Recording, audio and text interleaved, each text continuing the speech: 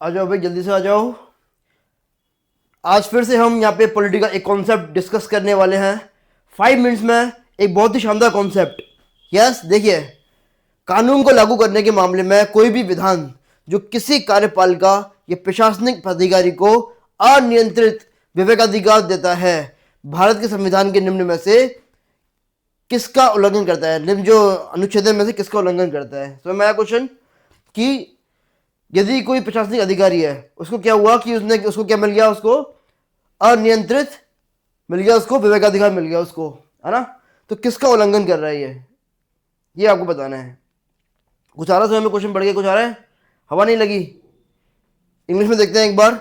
Any law relating to the enforcement of law which confers unguided and uncontrolled discretionary power upon the executive or administrative authority violates which of the following articles of the Constitution of India?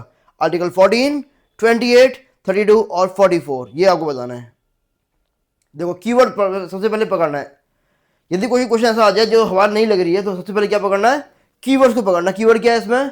अनियंत्रित विवेकाधिकार। यानी कि मान लीजिए आपको एक UP IAS officer हो और आपके पास में एक अनकंट्रोल पावर आ गई है कि आप जो मन चाहे वो आप कर सकते हो, है ना? ऐसी पावर आ गई है, जो आप चाहे वो कर सकते हो, है ना? तो किस आर्टिकल का उल्लंघन हो रहा है? अब देखो क्या होगा इस पावर से। इस पावर से ये होगा कि मैं किसी को तो मैं ज़्यादा बेनिफिट दूंगा, है ना? अपनी पावर का यूज़ करके किसी को मैं ज़्यादा बेनिफिट दूंगा और किसी को मैं नॉर्मल जो बेनिफिट है वो जो मिल रहा है उसको वो दूंगा। तो एक तरीके से क्या हुआ? ये समानता का जो अधिकार है उसका क्या हुआ? ये वायलेशन हो गया समानता के अधिकार का, है ना? तो इसलिए ये आर्टिकल 14 का उल्लंघन कर रहा है। किसी है आर्टिकल 14 का उल्लंघन कर रहा है। आर्टिकल 14 क्या है? समानता का अधिकार। यूपीएससी में आया हुआ क्वेश्चन है ये, बहुत अच्छा क्वेश्चन है ये, है ना? लेकिन एक बार जब पढ़ते तो हवा नहीं लगती है, ये पूछ क्या रहा है, इसलिए मैं इसको यहाँ पे लेके आया हूँ आपके सामने। चलें आगे। आर्टिकल 14 इसका आंसर है। नेक्स्ट देखो, ये बहुत ही बढ़िया क्वेश्चन है, ये भी यूपीएससी में आया हुआ क्वेश्चन है। क्वेश्चन ये है कि भारत रत्न और पद्म पुरस्कारों के संबंध में निम्नलिखित कथनों पर विचार कीजिए। ठीक है जी। कथन है पहला, भारत रत्न और पद्म पुरस्कार भारत के संविधान के अनुच्छेद 18(1) के अंतर्गत उपाधियां हैं। दूसरा, वर्ष 1954 में प्रारंभ किए गए पद्म पुरस्कारों को केवल एक बार निलंबित किया गया था।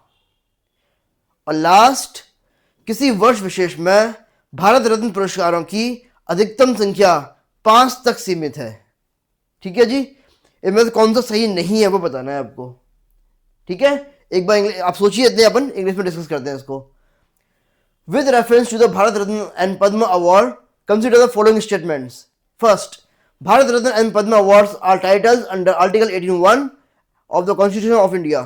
Second, the Padma Awards which were instituted in 1954 were suspended only once. Third, in a particular year, any maximum number of Bharat Ratna awards is limited to 5. Which of the statements given above is or are not correct? Are not correct. ये आपको बताना है। ठीक है, बताओ भाई क्या answer है इसका? क्या लग रहा है आपको?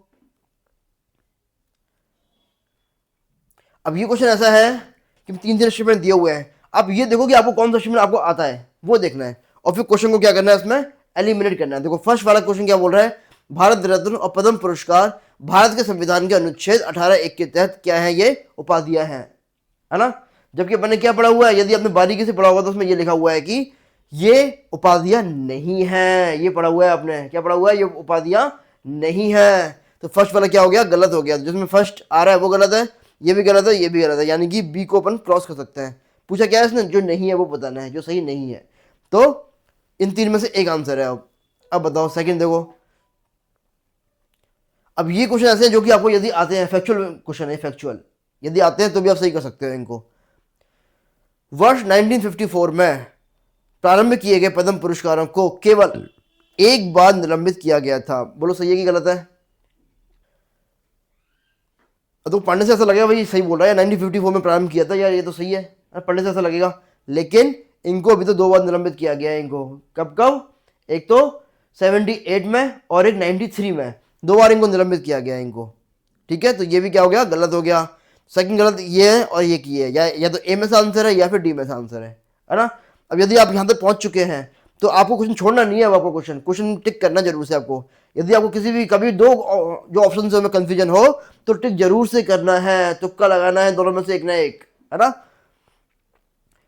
तीसरा भी चेक करते हैं, देखो किसी वर्ष विशेष में भारत रत्न पुरस्कारों की अधिकतम संख्या 5 तक सीमित है। ये भी क्या है, गलत है। कितने हो सकते हैं मैक्सिमम? 3 हो सकते हैं मैक्सिमम। कितने बार एक साल में? 3 भारत रत्न मिल सकते हैं मैक्सिमम, उससे ज्यादा नहीं मिल सकते। तो तीसरा भी गलत हो गया। आंसर क्या है इसका? फर्स्ट, सेकंड और थर्ड। क्लियर है? पॉलिटी के ऐसे क्वेश्चन से अपने कॉन्सेप्ट को स्ट्रॉन्ग करने के लिए आप देखते रहिए trick star academy. Thank you.